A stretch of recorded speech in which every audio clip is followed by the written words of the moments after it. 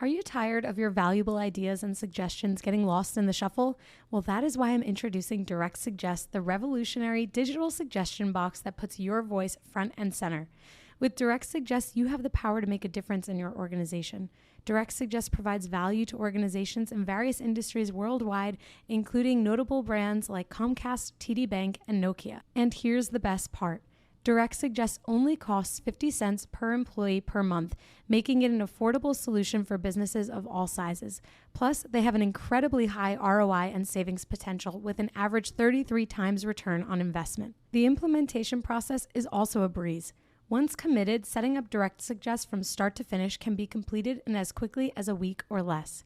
Don't let your ideas or your team's ideas go unnoticed. Visit directsuggest.com today and start by making a difference with Direct Suggest. Use the promo code HUMANHR for your extended 60-day free trial. Again, visit directsuggest.com to learn more, and remember to use promo code HUMANHR for an extended free trial. Direct Suggest, where your voice matters. Welcome to the Bringing the Human Back to Human Resources podcast. I'm Tracy Chernoff, and I've spent my entire professional career in HR. Each week, we'll explore the delicate balance between people and business with the aim to reconnect the two and create meaningful outcomes. Listen in as I share my own experiences, challenge the status quo, and chat with guests from various industries about our mission to bring the human back to human resources. Hi, everyone. Welcome back to the podcast. Don't forget to rate, review, and subscribe wherever you're catching this episode.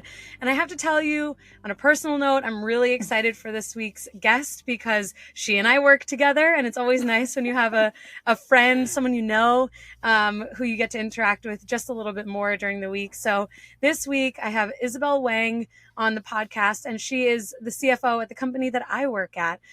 She is a strategic and results-driven finance leader with more than 20 years of FP&A, global operations, and executive management experience across multiple industries, including public holdings, venture capital, and startups. She's results-driven and highly skilled at scaling processes to drive high-performing teams. And prior to joining Legion, which again is the company that I work at as well, Isabelle spearheaded the development and execution of growth strategies at various enterprise SaaS companies to drive aggressive scaling. Isabelle is also a founding member of firstboard.io, a curated group of accomplished female executives in technology, working together to increase the representation of women on boards. And I have to tell you, Isabelle is so amazing to work with. And this week's topic, which is really about the relationship between finance and HR, is just, it's such an important topic, but having Isabelle on to have this discussion with me just feels so right. So Isabelle, welcome to the podcast. Thanks for being here. Well, thank you so much for the introduction. I didn't even know I have done that much, so I appreciate that. It's always nice to hear your bio back, right? It's like, oh yeah, you're right. I did do that, or I am part of that. Yeah, now you can go back to your family and you can say, hey, by the way, have I read you my bio recently? Exactly. No, it's amazing. You really have accomplished so much. And I think, for the listeners out there, and I know I've shared this with you too, so many of the listeners are folks who are either in HR or trying to get into HR and potentially don't really have the interaction yet with someone in finance. So I'm just so glad and grateful that you were open to joining the podcast so you can help us, kind of go through this whole relationship. Oh, thank you for doing this and saying that too. I mean, I heard so much from the company about what you have done, and I listened to some of the fun stuff you have done as well. So this is great, and I think I'm glad to have this kind of a channel to chat with you outside of work. Kind of. Yes, me too. I know it's about as close as we can get to a happy hour at this point. Absolutely. It's 5 o'clock somewhere, right? That's right. In an hour, it'll be 5 o'clock in my time zone. So that's pretty nice. Perfect. So anyway, let's jump into this. I would love to understand from your perspective what the importance is between the relationship regarding finance and HR and how you would even describe it. Like when we say the relationship between finance and HR, what does that even mean to you? Well, I think, I was doing some research the other day, and what I found was the phrase human resource was actually created by a economist back in 1800 something. So I think it's fascinating to see and learn how this HR has been evolved over the course of, decades and years. And we just gone through the pandemic not too long ago, right? So now we got a new norm in place as well. And the finance, on the other hand, is also having evolved really aggressively in many different ways as well. The requirements for finance organization in the CFO has been dramatically different compared to what we had before. So I think from a relationship between HR and finance, I kind of see those two functions as left hand and a right hand. I used to manage HR function for about 10 years. And a part of things, what I learned from what I call intangible part of the company is that even though we're looking at things slightly different, we're doing the detailed job slightly different. But at the end of the day, what the empowerment, employee attrition, and also that employee engagement that HR spearhead, working on has a huge impact to our customer, our internal team. And, all this stuff is driving really a direct outcome from our P&L. So, I mean, sometimes when you hear people think, you need two hands to make a clap, this is exactly what it is. If you're missing one, that P&L, that efficiency, that happy customer really wouldn't be here. We are, internally, as we're going through the 2024 planning. When I think about the 5 pillars of the company in the next year, 3 years, or even 5 years, the employees are really the fundamentals and the foundations of everything what we're doing. And having that bottom layer setting up right and making sure we have right coaching, mentoring, career path, laying out for them to have that engagement in place is really important. That's why your job is more fun than mine. Some days. Not every day. Yes. So I think, when I think about Legion, I just, kind of, this is probably off the topic a little bit too. I think when I think about how I joined Legion is doing this, serve a group of underserved employees in my mind, right? When you think about our founding thesis, we are focused on doing something for employees. Because if you look at the service out there, look at the attrition, look at how employee engagement drive the hourly worker, all we're doing here is exactly like that. And I remember at the very beginning of my knowing Legion phase, I had this conversation with our CEO, Sanish, and listening to what he's kind of almost like an inspirational mission about building this company. I had this term in my head. So, our marketing team probably going to kill me by saying this.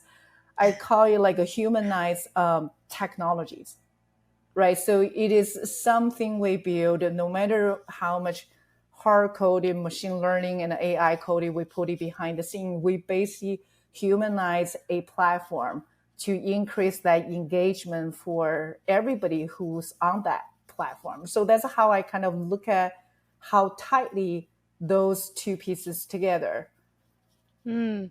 I really love what you said about not only how the function has evolved, but how you have this concept of two hands, and you have finance on one side and the people or HR on the other. And it's really true. I mean, that's really how we approach things, at Legion. But I also think in having worked with you now for pretty much half a year, more than that at this point, which is crazy. I think about, something that we had talked about months ago and what we had done with the company. And this is something that I probably have mentioned on the podcast before as a recommendation for others in HR, that, having these employee spotlights or moments where we can really bring focus to those who are in different roles.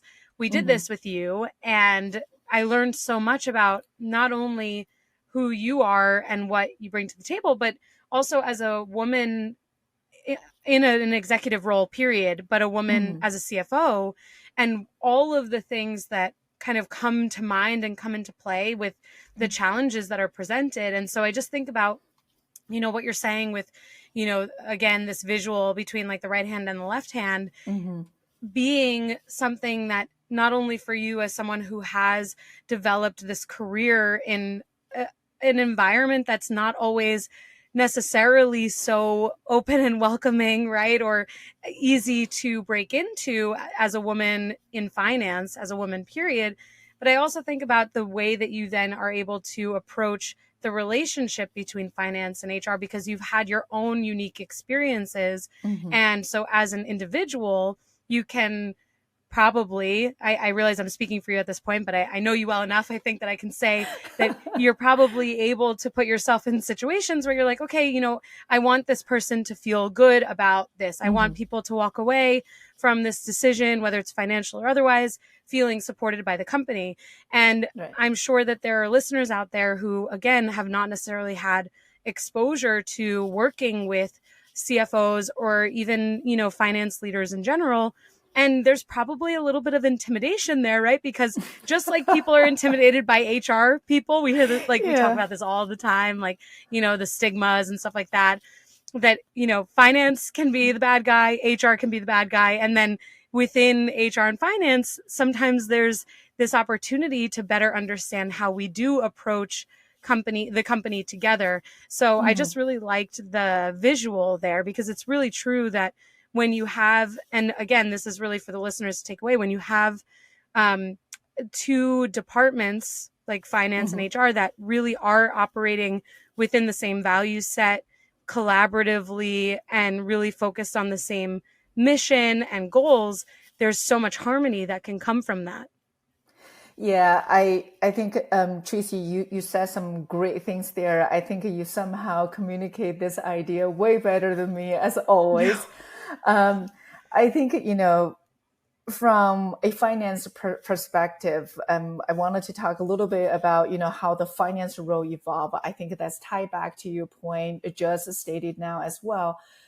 I went to a offsite the other day. Is our engineering and the product function, right? And then our leader come in and is like, okay, here is the budget. We want this, and can we do this?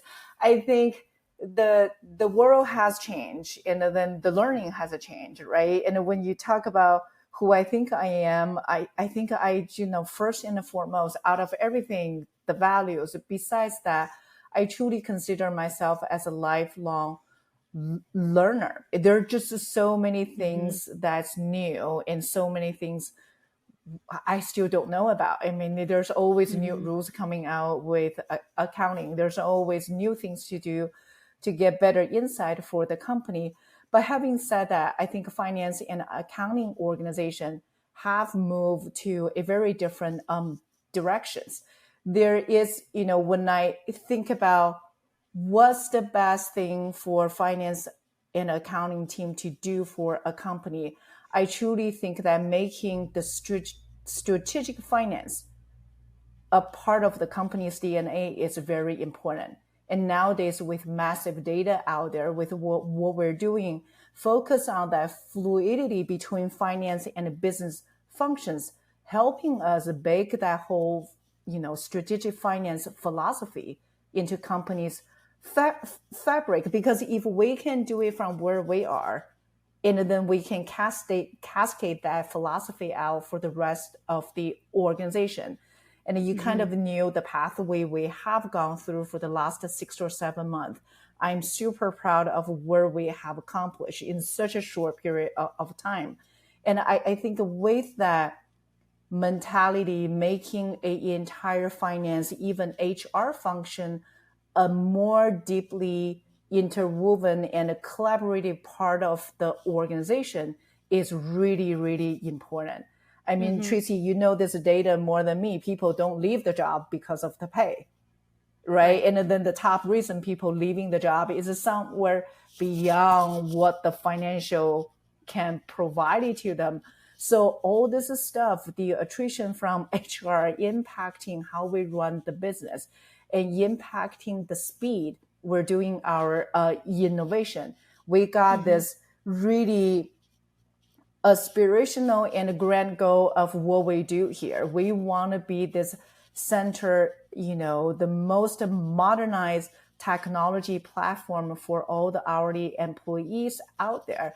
And we wanted to be this leader to helping them decrease their financial stress and helping them to have a better life and work balance by choosing the job they like to do, choosing the job that fits their business.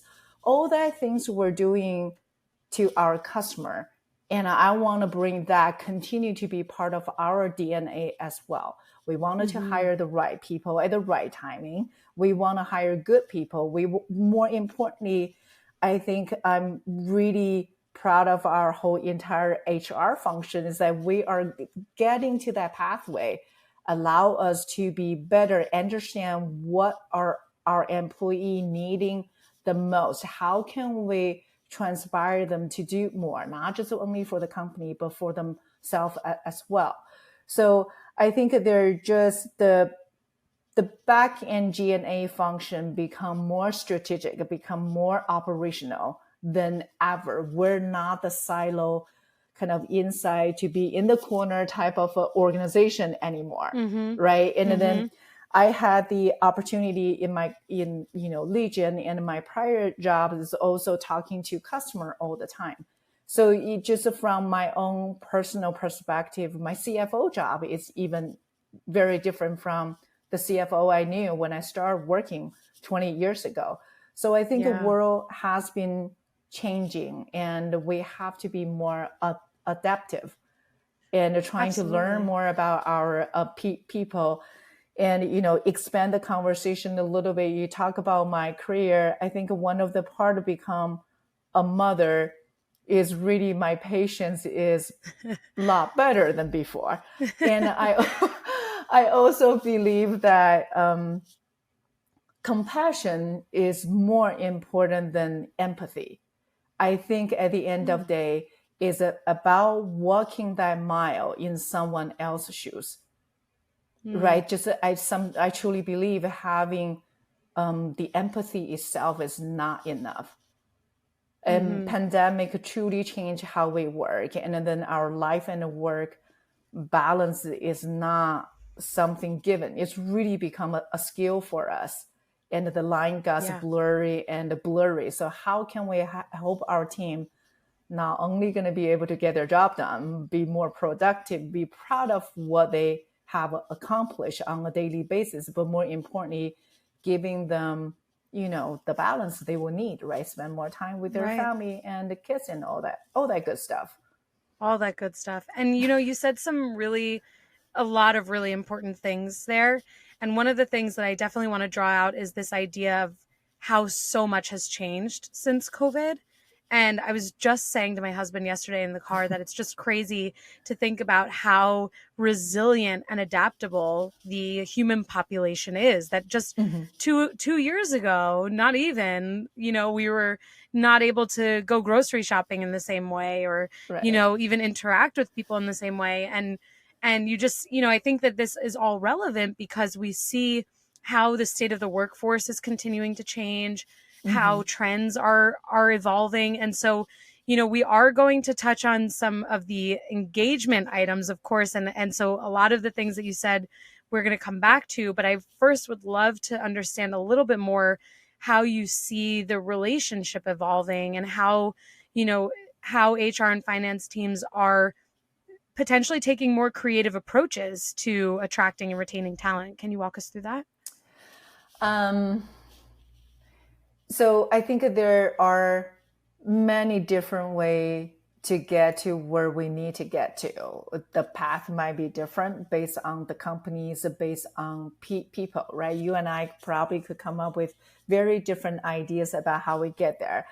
I think just if I can think out loud in my head, I think the flexibility of our employees really become really important, right? I think I still hear employees, their kids are not really entirely, go back to the normal schedule. I think we have to have a little bit more understanding about, the pickup time for some parents to, pick up their kids and all that stuff. I think the HR, I always believe, is eyes and ears with our employees. So they're really on the ground and they're understanding our employees more. Having that feedback to the finance organization, working collaboratively to create that benefit. More importantly, getting that work schedule, getting that expectation set is really, really important because that sets a tone for the rest of the organization. And it also depends on your style, right? So I don't require Deborah to be. Deborah is our finance manager. I don't require her to be on the call only during this block of hours. I know she got kids. She needs to drop him off here and there. I think the importance to me is that we are a result driven. We are moving things really quickly. We are building something. There's a constant evolvement. How can we create an environment and a culture, allow our employee to be innovative, allow our employee to not afraid of being, not afraid of failing, allow them to have this freedom to try things and knowing it's okay to fail, right? And then if we're focused on the productivity and the result, how can we make sure the productivity is there while giving employees that flexibility to go pick up their kids for a half hour, to leave for a half hour? I think all that tangible and the intangible are included in those two functions, right? And there is a interlock in terms of how we look at it, because at the end of the day, the intangible part to fit in that culture, at the end of the day, drives who we hire, what we hire. And that also reflect, your productivity, efficiency, customer, the whole 9 yards of the P&L. If your company is remote or hybrid, then you know just how difficult it can be to grow your company's culture beyond a pre-scheduled Zoom happy hour or occasional lunch and learn. Well, this week's sponsor is here to solve that. They're called CultureBot. CultureBot has devised what will likely become the gold standard for growing and blossoming a company culture inside of Slack. The app is like a sidekick for any HR or people professional, automating a lot of the mundane tasks you probably are forgetting to do on a daily basis. Things like birthday and work anniversary celebrations, team shoutouts and kudos, employee introductions, and remote games. It even has health and wellness tips and conversation starters. If that piques your interest, this will get you even more excited. Today, I'm able to share a special promotion for listeners of the podcast. You can get your first 6 months of CultureBot for 50% off. Plus, if your team is under 25 employees, CultureBot is free forever. So if you're looking for a way to create a culture of appreciation and drive increased engagement and togetherness across your team, I definitely recommend checking out CultureBot. Go to getculturebot.com/humanhr. That's getculturebot.com/humanhr to get the offer. Plus, I've added the link in the show notes so you can just click right there. Now, let's get back to the podcast. Yeah, that makes sense. And I think we'll probably spend some time talking even a bit more closely with this concept of flexibility. And the listeners know that flexibility is like the most important thing to me. So I selfishly am definitely going to ask you more about this. But one of the things that you had mentioned before that I did want to come back to also was that we know that people are not resigning from their jobs because of pay. That's not, sure, that might have something to do with it for some people, but then that the number one reason why people are leaving is not because of this. So What are you seeing and hearing, whether it's from your own experience, as a CFO, or even from speaking with customers or other CFOs? Like, is there a study out there? Are there statistics out there that can help us better understand why people are leaving good jobs?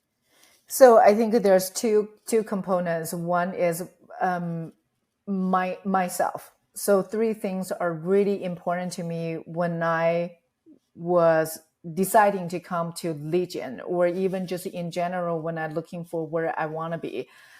I think I want to truly work with a great group of people I can respect and I can learn from. I think that you spend so much time with people during the limited amount of awakened hours of our day, you got to have fun, right? So people, to me, is always very important. That's my number one reason whether we can close deal or lose a deal. Right. I think second of all is also really important is the mission I believe in, right? And then the third is how can I add value? How can I contribute to this environment so that I can make a positive impact on people around me? Because at the end of the day, we only have a 24 hours a day. And what we do with that 24 hours defines who we are. So those are kind of the three things that are very important to me. I know when we did the research on kind of the tech company perspective, people are more focused on the commute. That's when before the pandemic. And I think nowadays the shifting become what's the flexibility we have? How many days do I require to go to work? So I think still around all that factor. The interesting part for me was eye-opening is, as I mentioned to you earlier, I had the opportunity to talk to many different customers in Legion, and I had some great conversation with the CFO or chief of HR officer in some of the key accounts. What I learned is that the number one top reason for employee to leave their job is the ability to get paid earlier. And then there's also a component is that the engagement they have within the company. I think one of the research showing like 37% of the employee or 36% of the employee, the number one reason they leave the company are because of all that. So I think at one time I did have a thought, but don't hold my words on it and don't tell our team this is what we're going to do. I mean, I saw some really interesting adoption rate in terms of Legion Instant Pay. As you know, we rolled out the pilot with our very first customer just about 4 months ago. And what we're seeing is that the data even kind of outperform my assumptions. I had an assumption in my financial model is about 6 transactions per employee per month with 30% adoption rate. And when we look at our partners' adoption rate, they usually factor in about 20% or so. And we have consistently maintained at that 30%. And then the transaction volume per employee is not 6. Some of them are 10, some of them are 11. The average transaction volume we've seen per employee per month is more than 8. And then I always thought that people would have a time to wait for 24 hours. But what we've seen from the data is 97% of the transactions that occur is instant, means that they won't get the money now. So sometimes when I have that proud moment thinking about I made the right decision to join Legion, part of the reason is really when I think about those hourly employees, every single dollar matters to them materially. And if they go to those places, they can pre-check their paycheck and whatever, there's a huge fee associated with it. And we're truly setting up this platform they really didn't have to pay. Right. And if I looking at the financial stress those people have, and then they were saying something about like 40-something% of people quit their job because of those financial stress. And then the main reason they leave the job is also because of that. And then people have to take 2 jobs. My heart kind of ached a little bit too. And the first thing when I heard people taking 2 jobs, 3 jobs is okay, oh my God, who's taking care of the kids? Right. So I think what we're doing here is really something so great in a way that I almost wanted to bring that into Legion someday too. So we'll see how that pathway going to be set. But when I talked to the customer, they told us our storefront is so excited about this. We want to come online. So I'm excited to see more data, but I'm also excited to see really we get this thing going, actually start pretty strong. We got a lot of customers on the pipeline to do that. So I will come back to you in about 6 months, then we can talk a little bit more on this. There we go. Yeah, we can have you back on the podcast and we can really have a further deep dive. I mean, I have talked about earned wage access on the podcast before, and of course flexibility too. And I have an anecdote on that. But with the earned wage access, this is like something that I'm very deeply passionate about, having come from retail, having worked with so many hourly employees. And I've shared on the podcast before that the majority of working Americans actually earn an income on an hourly basis. And when you realize that, whether you're in finance, HR, whether you're, in marketing, it doesn't matter. When you really like let that sink in, you have to realize at some point that people are relying on incomes that could be volatile. Like, if they're earning on an hour, and so this idea of being able to really have access to the wages that you've earned when you need them, that is like such a perfect example of what flexibility can really mean. Because I think initially, flexibility for us, or some, maybe even the listeners too, means being able to work remotely. Like we're doing this podcast remotely, right? Like we don't have an office that we report into, and that is flexibility. And I was recently speaking with one of our colleagues, Mike Robards, who's on the sales team, and he was like, well, what does flexibility mean to this person? Because we were talking about an event that we went to. And I was like, that's a great question, because flexibility does mean something different to every single individual. And so I love that you are sharing earned wage access, not only as something that is financially supportive for employees, but it's also something that drives engagement. Because when we know and we understand that flexibility is so important to people, the giving them all of these options to be flexible, whether it's working from home, working schedules that they want to work, or having access to their earned wages, like that's the true meaning of flexibility. So I love that you brought that up. Yeah, I mean, I can agree with you more on that, right? I think sometimes there are this financial well-being for our employees that we have to care, right? It's both from humanity perspective and the company's bottom line will come with it. And I always firmly believe that if we do things authentically coming from our heart, doing the good things, everything else is just going to follow with it. When I think about this financial well-being, I remember when I first got out of college, I was working on this job, but I love art. So that was one of the things I wish, I have the good talent enough to make a living from that. But sometimes in my ideal world, if you want to have a 2 job, I always thought by your second job is you got to absolutely do something you love, right? So sometimes when I think about, okay, hourly worker, the reason they got 2 jobs is because they got to make ends meet. They just literally give you a very different perspective of things. And then the other part is like, I learned a lot of workforce management since I started here. I think a lot of companies doesn't understand truly, they all say they do. But if you don't have the actions to follow on really concerning or compassionate about your hourly worker, you're getting the right planning in place, getting the right, labor and job, all this stuff is really just the surface of it. Because at the end of the day, you're not solving the fundamentals. Yeah, it's true. This is why I always like to reiterate that the majority of Americans who are working on an hourly basis, because I think one of the other things that I constantly repeat myself on my podcast, but it's my podcast, so I can do what I want. I can repeat myself as much as I want. That's true.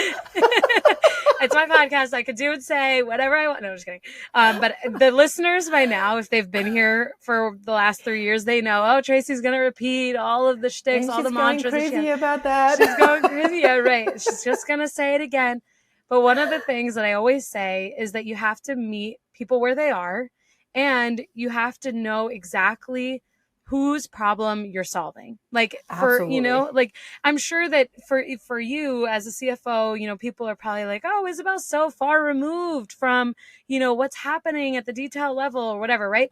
But I think that this is where finance and HR are very different, because we think about how is that hourly employee, or how is that intern or entry level person going to feel when X, Y, or Z is rolled out, or this change is made, or something like this happens. And so I share this repetitive mantra because it really is so important that when companies are thinking about how they're solving for these problems, that they really take themselves out of their own boxes and comfort zones. And as you said, put themselves in the other person's shoes. This is where the compassionate part of your message comes in, that when you think about other people and what their experiences are, you can make better decisions that actually do solve their problems. So I got a little, I got something, I got two fun stories to tell you. I don't know about one is fun or not. So in my early of my career, I work at PG&E. So at the time, my first child just about to turn 1. Then I got bored at home. And my primary reason for working for a big company is I need a company that has an on-site daycare.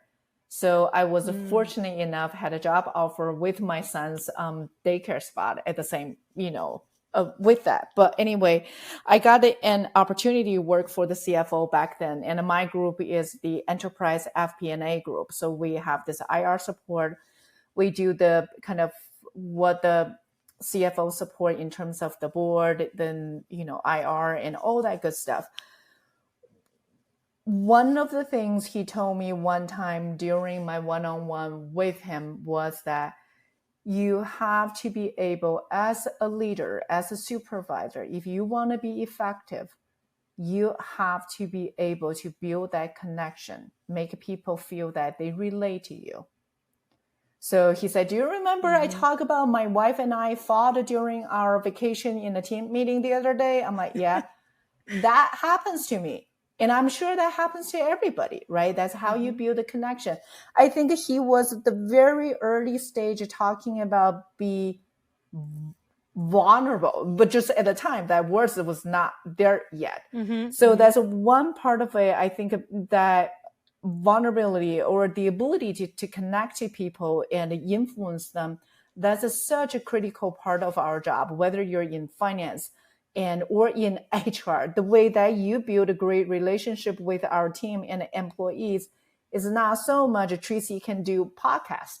It's very much you can build that connection with our team, make our team trust you.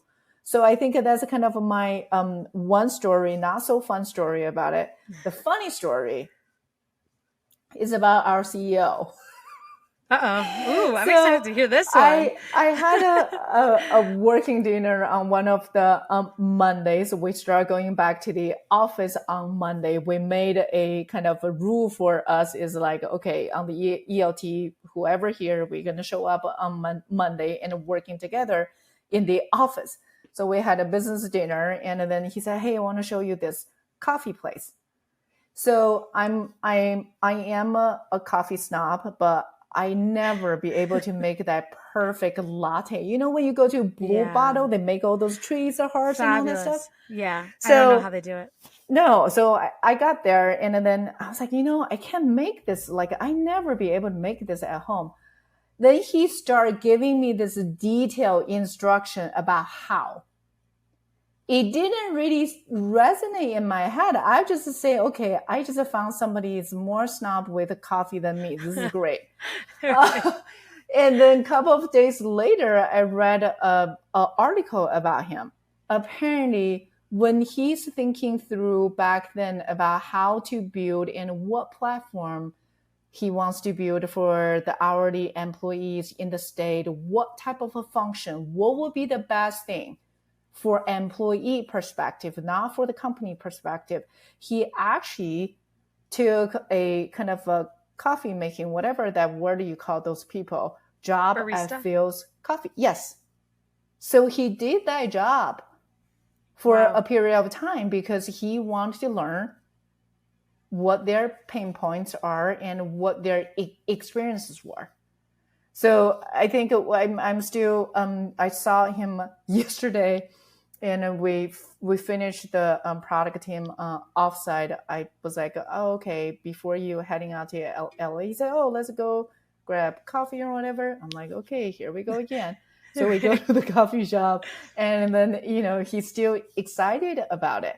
So I think, sometimes I might know the full picture of what I'm stepping into, but my point is, while I'm going through this journey with you guys and learning more about each one of you guys have done and will be doing, and those tiny details in life, how people build connections, how people invent these ideas, how people believe what they do, that conviction about that pathway is so incredibly sometimes impressive. No matter how much fun I made of him about making this perfect whatever, but it's so funny to, I think of that story I will never forget, right? I would never see Sanish will be the one, like, making coffee in fields, but there he was. Yeah, and first two thoughts are, one, this is like the perfect example of what it means to walk a mile in someone else's shoes and to really like understand what their experience is. And two, whenever we have a company offsite with all of us, I think he should make us coffee.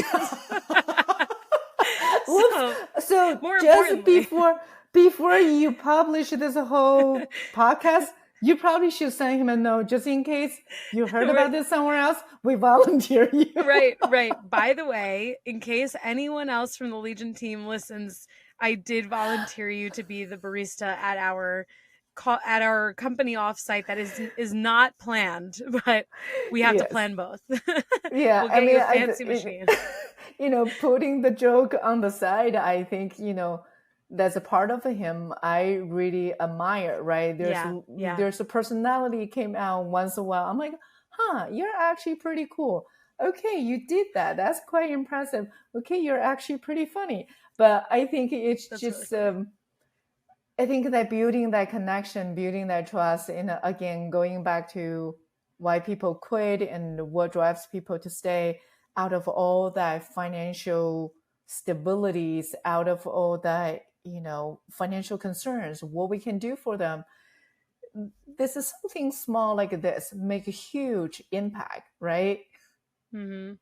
It's absolutely true. And you're right. All jokes aside, it is a really nice story, and one that I hope, everyone really like thinks about the message there, like whether you're creating a business or you're looking to really do something transformational in a company or, make a change. Like when you really think about what is it that my population that I'm servicing, that I'm trying to impact, what is it that they experience? And so, Isabelle, with that, I just really want to thank you again for joining the podcast. It's been such a pleasure getting to have you on, because you are obviously, like I said, my colleague, but also someone with just such a wealth of experience and knowledge. And I'm sure that the listeners are walking away with a newfound understanding and appreciation for this intersection between finance and HR and where there's harmony to be created there. So thank you so much. Thank you. And this is fun. It's fun, Have right? a great weekend, though. Fun. I know. This is fantastic. As the data comes out for other things, we're going to bring you back. I'm already, I've already have it in my mind. And we've had repeat guests on the podcast, so I'm sure you're going to be back. But with that, why don't you tell everyone where they can learn more about you, connect with you, and potentially also learn more about Legion? So to connect with me, the best way is LinkedIn. So please feel free to connect with me, or I think talking to people, learning about people, learning new things is something I absolutely love to do. And also, if there's anything I could do for you in terms of your career, or you're trying to get some advices and all that, I'm always here to do that too. I think at this point of my career, the ability to help people and to make a positive impact in their career and all that is really rewarding for me. And Legion is pretty simple, and search us on Google. We will pop up, or you just go directly to legion.co and we're right there. And if there's anything else, we could ever do for you from personal standpoint and as a company, do let us know. We wanted to make sure we can do more for more people. Amazing. And I'll have all of your links, all of the links that you've referenced in the show notes to make it nice and easy, because pens and papers just don't exist anymore for some, even though I've got one right here. Thank you so much, Isabelle. Really appreciate it. And again, for all the listeners out there, make sure you rate, review, subscribe, and click those links in the show notes so you can connect with Isabelle. See you next week. Thank you. Hey, just before you go, don't forget to subscribe to the show so that you are the first to hear when an episode drops each week. And maybe leave a 5-star review and a comment about how much you loved this episode. Plus, if you have someone in mind who would really enjoy this episode, make sure you share it with them. Thank you so much for tuning in, and I will see you next week.